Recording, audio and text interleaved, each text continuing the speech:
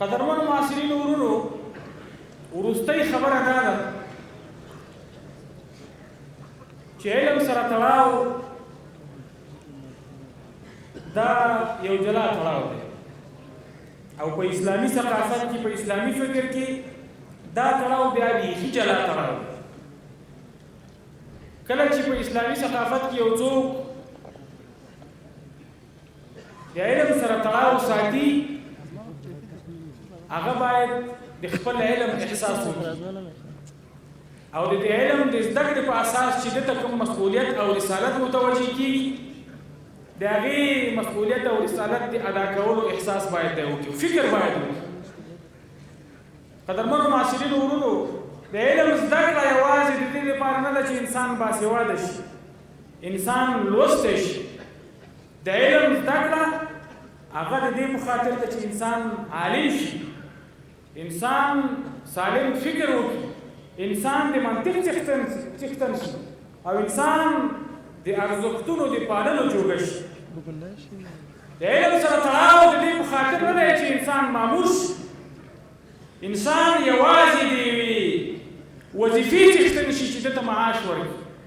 موږ ګورو چې په نړۍ کې چې د تمدنونو د ټکر کوم صورت نن سبا لیدل کېږي په دې کې تر ټولو ډېر مات خلک هغه لوستي انسانان دي. دوه ډوله خلک هغه په دې ټکر کې بریالي دي. لومړی علما انسانان او دوهم هغه انسانان چې د خپل ملت نه او د خپل امت نه ورته کومه عقیده او فکر ورپاتې دی او په هغې منګولې خفې کړي دي. چا سره د سواد په نوم او چا سره د لیک لوست په نوم باندې په دې اړه کوم مساومت نه کوي. قدرمنو معاصرینو ورونو لوستي کېدل اسانه دي، باسواده کېدل اسانه دي، خو عالم کېدل ډېر سخت.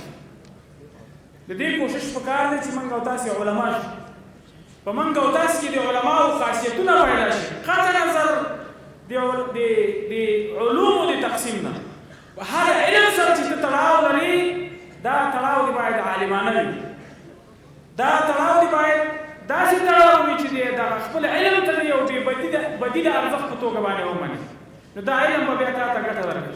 قدرمنو معاصرینو ورونو نن سبا د موږ په لوستي قشر کې ناهیلي ولې ده؟ دغه توپیر دی.